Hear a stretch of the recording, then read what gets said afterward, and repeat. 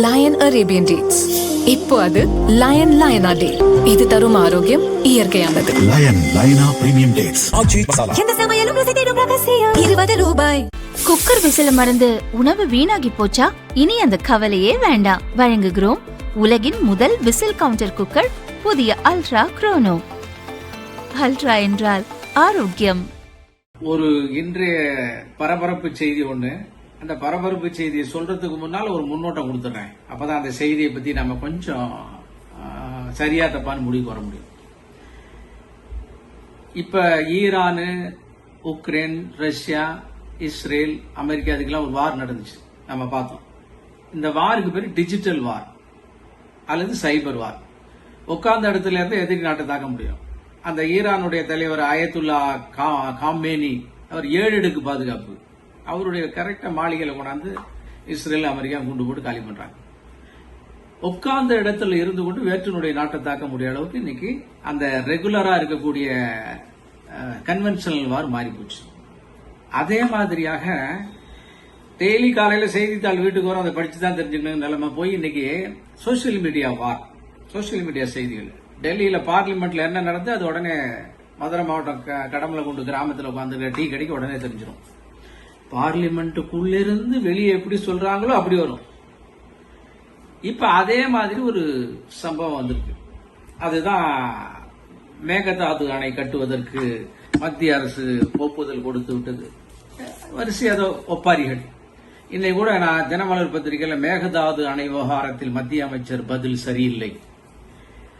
சரியில்லைன்னு சொல்லி அது தலைப்பு போட்டு விஜய் அதுக்கு பிரதமருக்கு கடிதம் எழுதியிருக்கிறாரு. அடுத்தாப்புல எதிர்க்கட்சி தலைவர் சொல்லியிருக்காரு, காவிரியின் குறுக்கே மேகதாது அணை கட்ட தமிழகத்தின் அனுமதி கர்நாடகாவுக்கு தேவையில்லை.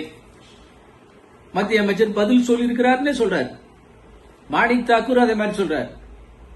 அது மாதிரி கம்யூனிஸ்ட் கட்சி சொல்லுது, மத்திய கர்நாடகா அனுமதி கேட்க வேண்டிய அவசியம் இல்லை அப்படின்னு சொன்னார்னு சொல்றாங்க. இது எவ்வளவு அநியாயமான குற்றச்சாட்டு தெரியுமா? இது எவ்வளவு பயங்கரமான குற்றச்சாட்டு தெரியுமா? இப்ப பார்லிமெண்ட்ல டாக்டர் அன்புமணி ராமதாஸ் கேள்வி கேட்கிறார். என்ன கேள்வி கேட்கிறார்? 2018 சுப்ரீம் கோர்ட் தீர்ப்புப்படி கர்நாடகா அணை கட்ட வேண்டும் என்றால் மற்ற 3 மாநிலங்களில் அனுமதி பெற வேண்டும் என்பது மத்திய அரசுக்கு தெரியுமா? மத்திய அரசுக்கு தெரியுமான்னு கேட்கிறாரு. எவ்வளவு ஒரு பொலிட்டிக்கல் கொஸ்டின் பாருங்க. அதாவது தமிழ்நாட்டில் அது பரபரப்பா வரணும், அதன் மூலமா அவங்க கட்சி ஒரு மைலேஜ் எடுக்கணும். மேகதாது அணை கட்ட கர்நாடகா 3 மாநிலத்தின் அணையை அனுமதி பெற்றதா? ஒரு ப்ரோஆக்டிவ் கொஸ்டின், என்ன தெரிஞ்சுக்கலான்னு. இப்படி பெற்றிருந்தால் அதனுடைய விவரம் என்ன? இதை விட டாப் என்னன்னா, மத்திய அரசின் முன் உள்ள இப்போதைய நிலைப்பாடு என்ன? இது டோட்டலியே பொலிட்டிக்கல் கொஸ்டின். இந்த கொஸ்டினுக்கு தமிழ்நாட்டில் இருக்கிற இவராவது கொஞ்சம் நியாயமா கொஸ்டின் கேட்டார். தமிழ்நாட்டில் இருக்கிறவங்கள இன்னைக்கு அது கேட்டது மட்டும் இல்லாம அவர் இன்னொரு பெரிய வெடியை தூக்கி போட்டிருக்காரு. என்ன வெடியை தூக்கி போட்டாரு?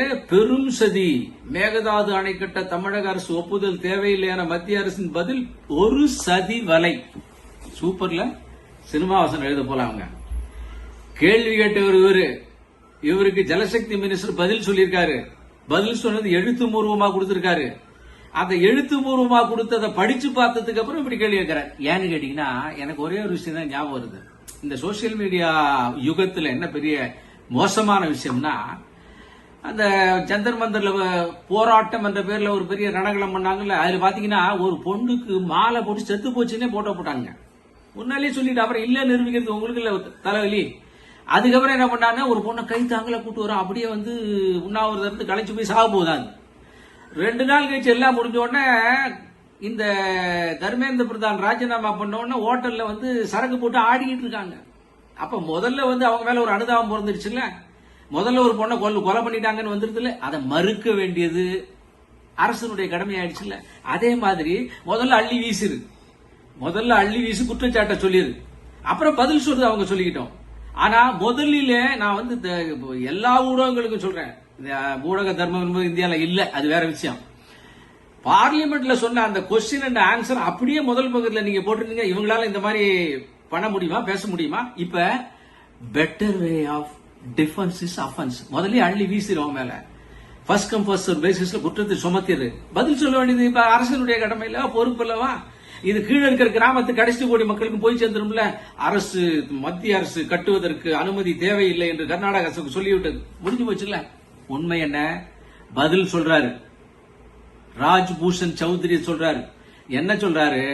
As per the honourable supreme court judgment dated 16/2/2018 regarding the Kaveri water dispute, there is no mention, underline, there is no mention that state of Karnataka has to obtain the consent of other riparian states. மற்ற மாநிலங்களுடைய அனுமதியை பெற வேண்டும் என்று எங்கும் குறிப்பிடப்படவில்லை. அங்க என்ன எழுதியிருக்கோ திருப்பி படிக்கிறாங்க, அங்க என்ன சொல்லியிருக்கோ அங்க திருப்பி படிக்கிறாங்க. சொன்னவர்கள் என்ன எழுதியவர்கள் என்ன எழுதியிருக்காது? சொன்னவன் மேல குற்றமா? அது எழுதியதை திருப்பி சொன்னவனுடைய மேல குற்றமா? எங்கேயும் நோ மென்ஷன் என்று தான் குறிப்பிட்டிருக்கிறார்கள் தவிர கட்டுவதற்கு அனுமதி தேவையில்லை சொல்லலையே. நீயால சொல்லிக்கிற மேனிபுலேஷன் ஆஃப் ட்ரூத். அதுதான் சொல்லுவாங்க, உண்மை வாசப்படியை விட்டு வெளியே வர்றதுக்குள்ள போய் டெல்லி போய் சேர்ந்துருமா. ஆனா இங்க பார்லிமெண்ட்டை விட்டு உண்மை வெளியே வர்றதுக்குள்ள போய் மெட்ராஸுக்கு வந்துருச்சு. அதை செய்திருக்கிறார்கள். அடுத்தாப்புல இன்னொரு விஷயத்தை சொல்றாங்க, ரொம்ப அழகாக சொல்லுகிறார். அந்த ரிட்டன் ஸ்டேட்மெண்ட்ல சொல்றாங்க, Honorable Supreme Court on its order dated 16/2 has found the class 18 of Kaveri water dispute. Nothing in the order of this tribunal shall impair the right or power or authority of any state to regulate within the boundaries. அவர்கள் மாநிலத்தில் உள்ள அவர்கள் செய்வதற்கு இந்த river water dispute உள்ள class 18 அப்படின்னு supreme court mention பண்ணுது. அந்த காவிரி வாட்டர் டிஸ்பியூட் ட்ரிபியூனல் உண்டாக்குனது யாரு? 2007 காங்கிரசும் திமுகவும் போட்டு 17 வருஷத்துக்கு முன்னாலே வந்து 2007 யார் உருவாக்குனது? காங்கிரசும் திமுகவும் தான் அந்த காலத்தில் செயல்பட்டது. அப்ப அதுல இருக்கக்கூடிய விஷயத்தை தான் இப்ப சொல்ல முடியும். அதை திருப்பி சொல்லியிருக்கிறார்கள். அதுவுமே என்ன சொல்லியிருக்கிறார்கள்? கட்டுவதற்கு அவர்களுக்கு உரிமை இருக்கு என்று சொல்லவில்லை. அதே மாதிரி இந்த 18 clause Kaveri water dispute CWDT அந்தந்த மாநிலங்கள் அவர்களுக்குள்ளே செய்து கொள்வதை பற்றி within the boundaries of the use of water are to enjoy the benefit of waters within the state in a manner not inconsistent with the order of this tribunal. இந்த ட்ரிபியூனலுடைய ஆர்டருக்கு எதிராக செயல்படாமல் செய்யக்கூடிய எந்த விஷயத்தையும் செஞ்சுக்கலாம்னு சொல்லியிருக்காங்க. இவ்வளவு விஷயத்தை நாங்க என்னையா சுப்ரீம் கோர்ட் லாயர் மாதிரி உங்கள்ட்ட சொல்லணுமா? இந்த உண்மைகள், இந்த குற்றச்சாட்டு சாட்டிருக்காங்க, உங்களுக்கு தெரியாதுன்னு நினைக்கிறீங்களா? அவங்க படிக்கல நினைக்கிறீங்களா? தொடர்ந்து உண்மைக்கு புறம்பாக பேசுவதையே தொழிலாக வைத்திருக்கிற காரணத்தினால அவங்க திருப்பி திருப்பி சொல்லிட்டு இருக்காங்க, திருப்பி திருப்பி சொல்லிக் கொண்டிருக்கிறார்கள். இதை விட டாப் இன்னொரு விஷயம் சொல்றேன் கேளுங்க. இவ்வளவு எவ்வளவு லட்சணமானவர்கள் அப்படிங்கறத சொல்றேன் கேளுங்க. மார்ச் 24 தமிழ்நாடு சட்டமன்றத்தில் போற போக்குல ஸ்டாலின் அரசாங்கம் புதிய நடுவர் மன்றம் அமைக்க வேண்டும்னு ஒரு ரெசல்யூஷன் போட்டு போறாங்க. புதிய நடுவர் மன்றம் எதுக்கு? மறுபடியும் காவேரி டிஸ்பியூட் ஒரு பெரிய இஷ்யூ ஆக்கி மறுபடியும் ஒரு கலையபுரம் பண்ணலாம், குப்பை கொட்டலாம், அரசியல் லாபம் தேடலாம்னு. அதை விட இன்னொரு டாப்பான விஷயம், இந்த தீர்மானம் ஸ்டாலின் போட்டதற்கு பின்னால ஜூன் 19 இப்ப நடந்த சட்டமன்ற கூட்டத்தொடரில் உதயநிதி அதை வந்து மறுபடியும் முன்மொழிகிறாரு. விஜய் அரசு அதை பாஸ் செய்கிறது. பாத்துங்க, புதிய நடுவர் நீதிமன்றமா? ஏன் ஏற்கனவே இருக்கிற தண்ணி வரலன்னு சொல்லி அதுக்கு போராடி அதை பெற்று தருவீர்களா? அதை விட்டுட்டு புதுசாக ஒன்றை போட்டு இன்னும் எழுதிட்டு போய் 1974 அந்த 50 வருஷ ஒப்பந்தம் முடிஞ்சு போன உடனே ஒரு ரினியூவல் பண்ணியிருந்தா 26, 52 வருஷமா நம்ம கஷ்டப்படுவோமா? நான் ஒரே ஒரு என்னுடைய சொந்த விஷயத்தை ஒன்று பகிர்ந்துக்க விரும்புகிறேன். 25 ஏப்ரல் மாசம் என்னுடைய டிரைவிங் லைசன்ஸ் முடிஞ்சு போச்சு. நான் விட்டுட்டு மார்ச் 26 ஆர்டிஓ ஆபீஸ்க்கு போனேன். அவங்க சொன்னாங்க, 1 வருஷம் உங்களுக்கு இது உண்டு, அதனால நீங்க கார்டு கொண்டாங்க, உங்களுடைய லைசன்ஸ் கொண்டாங்க, நான் ரெனியூ பண்ணி தரேன். நான் அப்ளிகேஷன் எல்லாம் கொடுத்துட்டு வந்துட்டேன். திடீர்னு எலெக்ஷன் வந்துருச்சு, மெட்ராஸ் வந்துட்டேன். 3 மாசம் போச்சு. இப்ப திருப்பி போய் ரினியூவலுக்கு போனேன். அப்ப சொன்னாங்க, 1 வருஷ காலம் உங்களுக்கு ரினியூவலுக்கு வாய்ப்பு உண்டு. அந்த 1 வருஷத்துக்கு அப்புறம் நீங்க மறுபடியும் போய் லைன்ல நின்று 8 போட்டு தான் மறுபடியும் லைசன்ஸ் வாங்கணும் அப்படின்னாங்க. ஆனா அதுல எனக்கு ஒரு பெரிய அதிர்ஷ்டம் என்னன்னா, நான் அப்ளை வந்து 1 வருஷத்துக்கு முன்னால எக்ஸ்பைரி ஆகிறதுக்கு முன்னால பண்ணிட்டேன். அதனால மறுபடியும் 8 போடாம வாங்கிட்டேன்.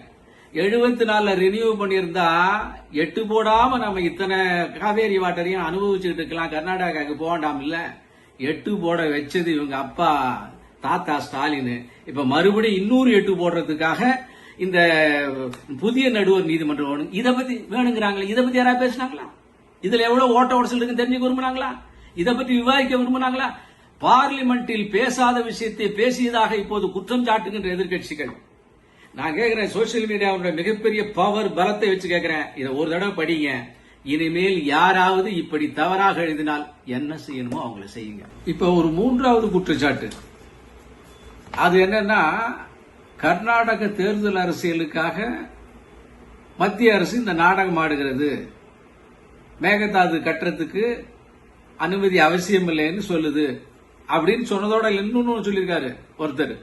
டிபிஆர் டீடைல்டு ப்ராஜெக்ட் ரிப்போர்ட் தயாரிக்க கர்நாடகாவுக்கு கொடுக்கப்பட்ட அனுமதி நிபந்தனைக்கு உட்பட்டது என கஜேந்திர சிங் ஷெகாவத் சொன்னார். இப்போது மத்திய அரசு பின்வாங்கி இருக்கிறது. கஜேந்திர சிங் ஷெகாவத் முன்னால இருந்த மத்திய ஜல்சக்தி அமைச்சர், இப்ப அவர் அதிலிருந்து மாறி இருக்கிறார் அப்படின்னு சொல்லி அது ஒரு பிரச்சாரம். ஆனா அதுல உண்மை எந்த அளவுக்கு இருக்கு? ஒரே ஒரு செகண்ட் அவங்க பார்லிமெண்ட்ல கொடுத்த அதே ஸ்டேட்மெண்ட் சொல்லிடுவா பாருங்க. அன்புமணி கேட்ட கேள்விக்கு 4வது பதிலா சொல்லிருக்காங்க, detailed project report DPR of Mekedatu balancing reservoir cum drinking water project Karnataka submitted in 2019 has been returned to the project authority with a request to submit the received DPR in compliance with the CWDT Kaveri Water Dispute Tribunal Award and as per the extant CWC guidelines. ஏற்கனவே CWDT கொடுத்த கைட்லைன்ஸ்ல நீ பண்ணுன்னு சொல்லியிருக்காங்க, அதை அவங்க பண்ணல. அது return வந்ததுக்கு அப்புறம் ஜல்சக்தி மினிஸ்ட்ரி அக்செப்ட் பண்ணி, என்வைரான்மெண்டல் மினிஸ்ட்ரி அக்செப்ட் பண்ணி, CWDT அந்த விதிமுறைகளை மீறாமல் இருந்ததுக்கு பிறகு அப்ப இதுல எல்லாமே அடங்கும். அப்ப கண் போன போக்குல, கால் போன போக்குல, வாய் போன போக்குல குற்றச்சாட்டு அள்ளி வீசிட்டு போயிடலாம். இது தொடர்ந்து தமிழ்நாட்டில் திராவிட கட்சிகள் செய்து கொண்டிருக்கிறது. இன்னும் கச்சத்தீவை மீட்டுக்கிட்டு இருக்காங்க, இன்னும் இந்திய எழுத்துக்கிட்டு இருக்காங்க, அவங்க வீட்டுல எல்லாம் படிச்சுக்கிட்டு, இன்னும் இலங்கை தமிழரை காப்பாத்திக்கிட்டு இருக்காங்க. இப்ப இன்னும் கர்நாடகாவுக்கு எதிராக இவங்க தமிழ்நாட்டுக்கு ஆதரவாக தண்ணியை கொண்டாந்து கொடுத்துட்டு இருக்காங்க காவேரியில. இது தொடர்ந்து தோல்விகளை பின்னுக்கு நோக்கி தள்ளி முகத்தை மறைப்பதற்கான இந்த பிரச்சாரம் நடந்துட்டு தான் இருக்கு. மக்களே பாருங்க, புரிஞ்சுங்க. எந்த ஒரு இடத்திலையும் மத்திய அரசு 2019 அது எடுத்த அதே நிலைப்பாட்டை தொடர்ந்து வந்து கொண்டிருக்கிறது. மீறல்ல, விவசாயிகளுக்கு துரோகம் அழைக்கல, இப்படின்னு நாங்க பதில் சொல்ல வேண்டிய அவசியமே இல்லை. ஏனால் இல்லாத குற்றச்சாட்டை, செய்யாத விஷயத்தை குற்றச்சாட்டாக சொல்லுகின்ற அரசியல் கட்சிக்கு சோசியல் மீடியாவுடைய பலத்தின் காரணமாக முன்னாலேயே நீங்க அஃபென்சிவா சொல்லி உங்களை தப்பிக்க வேண்டிய விஷயத்துக்கு நாங்கள் பதில் சொல்ல வேண்டிய அவசியம் இல்லை. ஆனாலும் கூட இவர்கள் முகத்திரையை கிழிப்பதற்காக பார்லிமெண்டில் நடந்த ஒவ்வொரு வாசகத்தையும் உங்கள்கிட்ட சொல்லி எப்படி மேனிபுலேட்டிவ் பாலிடிக்ஸ் பண்ணுகிறார் என்பதை உங்களுக்கு புரிய வைப்பதற்காக உங்களிடம் ஒரு சில நிமிடங்கள் எடுத்துக்கொண்டேன். வணக்கம்.